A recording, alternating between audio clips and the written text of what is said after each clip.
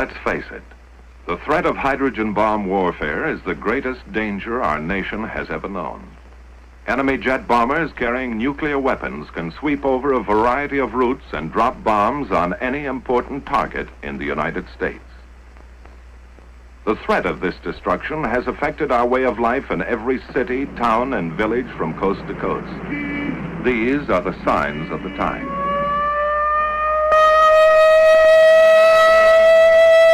Only in practice now, a rehearsal, a training exercise.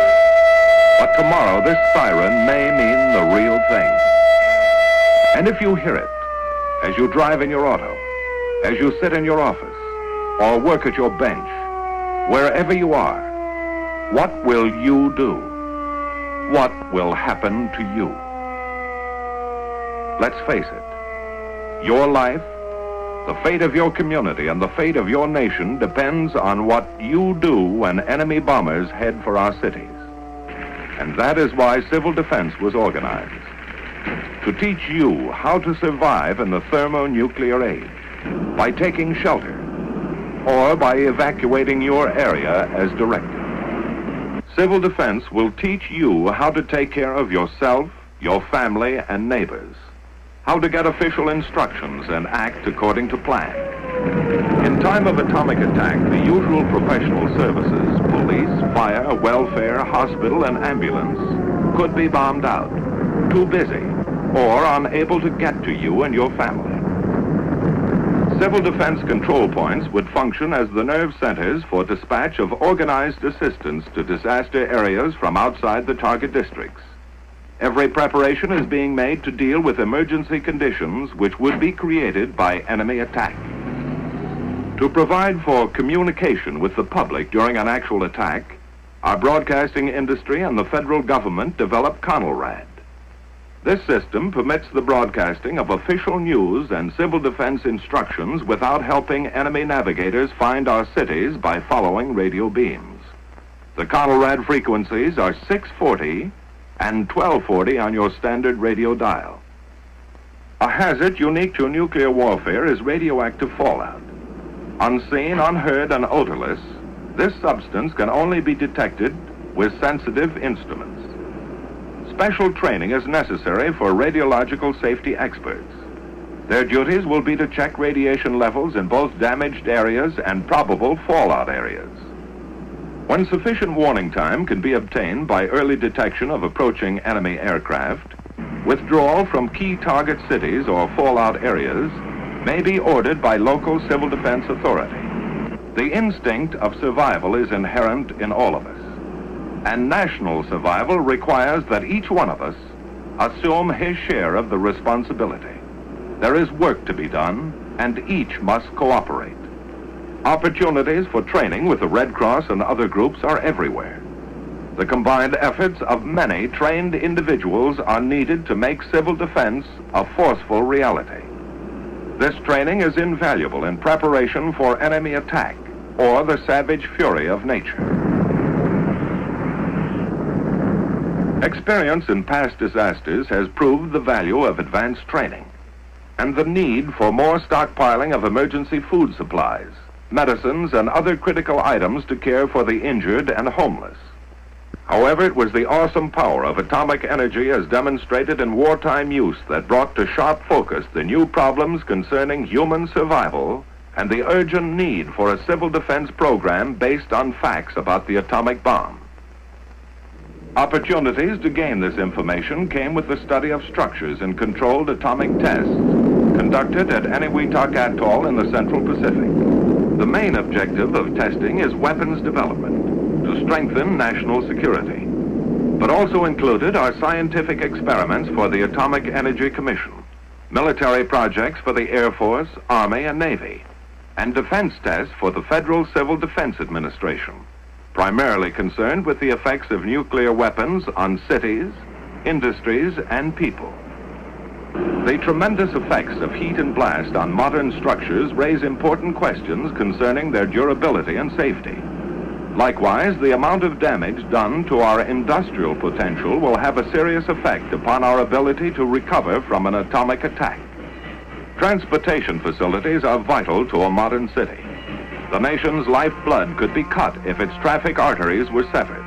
These questions are of great interest not only to citizens in metropolitan centers, but also to those in rural areas who may be in a danger zone because of radioactive fallout from today's larger weapons. We could get many of the answers to these questions by constructing a complete city at our Nevada proving ground and then exploding a nuclear bomb over it.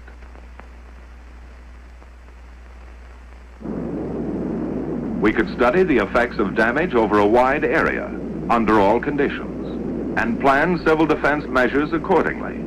But such a gigantic undertaking is not feasible. Instead, we build representative units of a test city, with steel and stone and brick and mortar, with precision and skill, as though it were to last 1,000 years.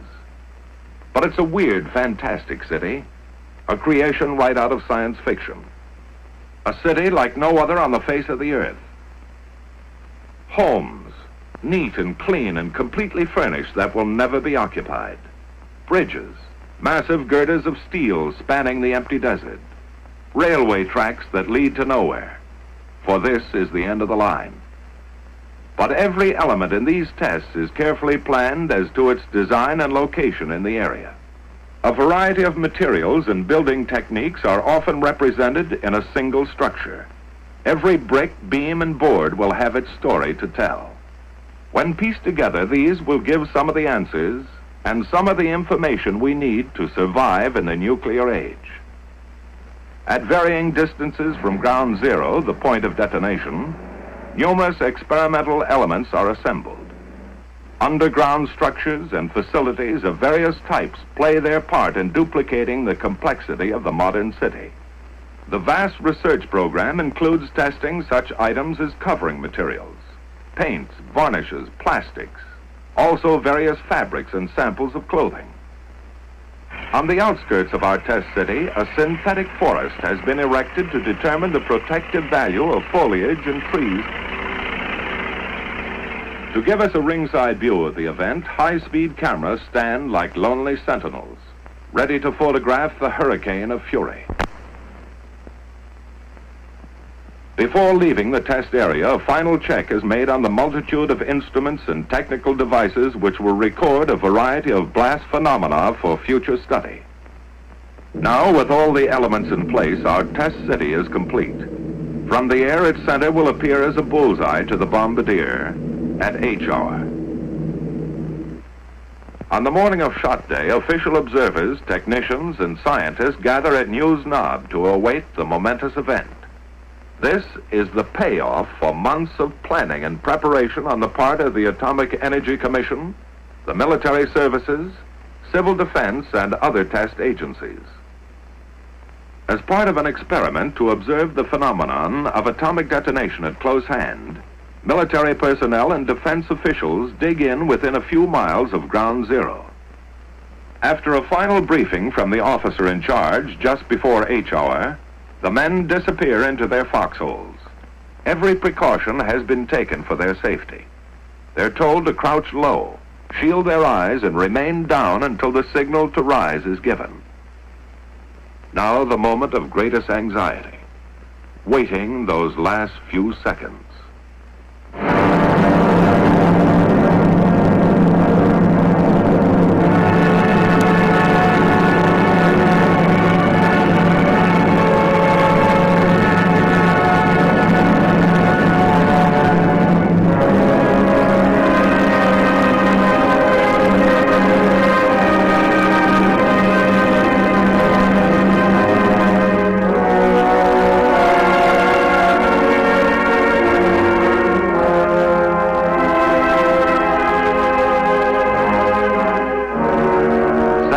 The blast wave reaches the trenches.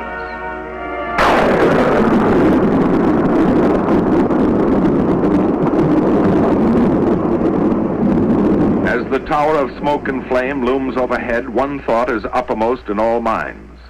Now it's over. The fury of it had stunned some, but not one was injured.